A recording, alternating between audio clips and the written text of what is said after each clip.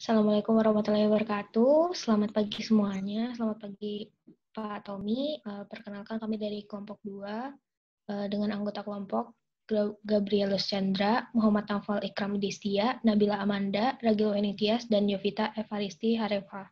Akan membahas mengenai transformasi Laplace pada sistem Pegas. Yang pertama mengenai transformasi Laplace.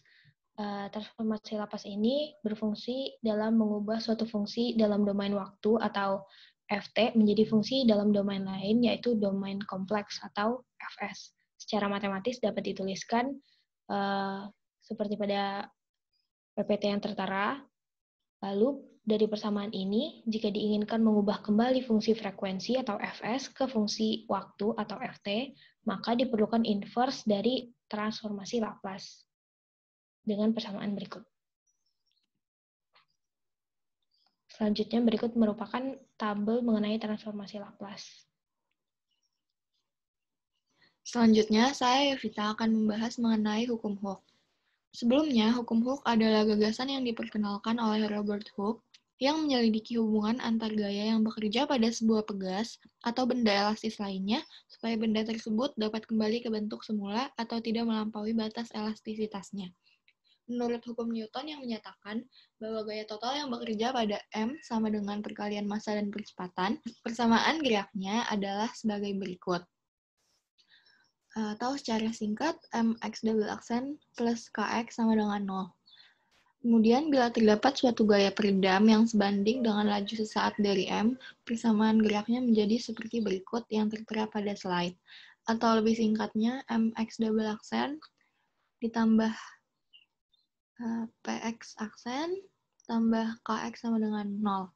Tapi, bila ada beberapa gaya luar tertentu, juga bekerja pada M, persamaan geraknya adalah sebagai berikut.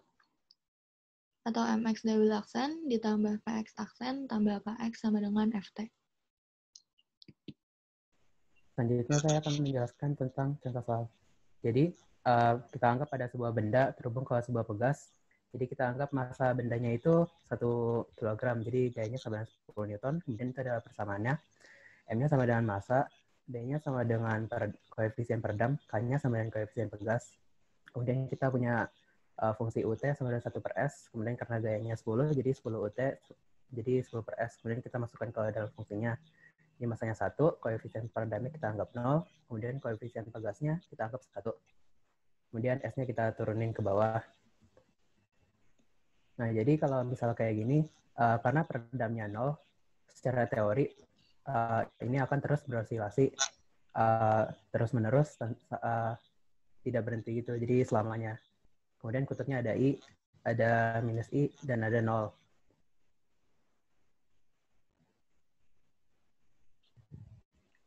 Jadi kalau di grafik yang seperti kalau ditulis di grafiknya ini, jadi kita dapat fungsinya itu seperti ini, kemudian dibikin grafiknya 10 cos T.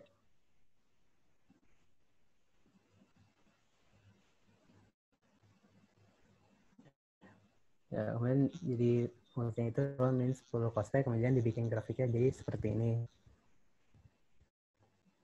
Jadi bisa lihat dia konstan terus gitu, nggak ada berhenti-berhentinya, karena nggak ada peredamnya gitu, nggak ada dampingnya. Kemudian misal ini konstanta pegasnya dinaikin, jadi kutubnya itu naik juga. Nah, kemudian fungsinya juga jadi berubah. Kemudian ini ditambah peredamnya, jadi semakin lama berayun, jadinya dia lama-lama semakin lambat, terus berhenti. Kemudian ini fungsinya. Oke, udah. Sekian dari saya. Terima kasih. Selanjutnya saya Nabila akan menjelaskan contoh soal dari aplikasi transformasi Laplace pada sistem pegas. Sebuah sistem pegas massa terdiri dari pegas K sama dengan 4 Newton per meter dan massa 1 kg. Saat awal massa dilepaskan dari posisi P0 sama dengan 3 sekon dan mulai bergerak. Gerakan massa pada sistem tersebut diberikan oleh solusi masalah nilai awal MY double aksen plus CY aksen plus Y sama dengan 0, di mana T0 sama dengan 3 dan T aksen 0 sama dengan 0. Maka diperoleh persamaan Y double aksen plus 4Y sama dengan 0. Transformasi Laplace dari masalah nilai awal tersebut menghasilkan transformasi Laplace Y double aksen plus 4Y sama dengan transformasi Laplace 0. Lalu, dipisah menjadi transformasi Laplace Y double aksen tambah 4 transformasi Laplace Y sama dengan transformasi Laplace 0. Lalu menjadi S kuadrat transformasi Laplace Y sama dengan S dikali Y0 dikurangi aksen 0 ditambah 4 transformasi Laplace Y sama dengan 0. Lalu dimasukkan nilai Y0 dan Y aksen 0-nya kepada persamaan dan menjadi S kuadrat transformasi Laplace Y kurang 3S kurang 0 ditambah 4 transformasi Laplace Y sama dengan 0. Lalu dipindah ruas menjadi S kuadrat plus 4 transformasi Laplace Y sama dengan 3S. Maka didapat transformasi Laplace Y sama dengan 3S per S kuadrat tambah 4. Nilai tersebut di-inverse dan jika dilihat melalui tabel transformasi Laplace, diperoleh persamaan YT sama dengan 3 cos 2T. Ya, saya Gabriel akan mempresentasikan tentang kesimpulan. Metode transformasi Laplace adalah suatu metode operasional yang dapat digunakan untuk menyelesaikan persamaan diferensial linear. Selain itu, transformasi ini dapat digunakan untuk menyelesaikan persamaan diferensial yang memiliki masalah syarat batas.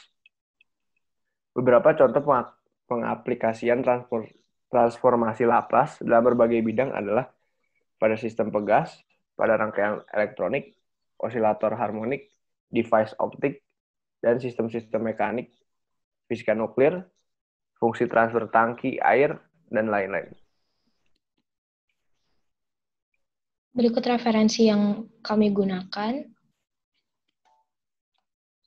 Sekian presentasi dari kami. Terima kasih atas perhatiannya.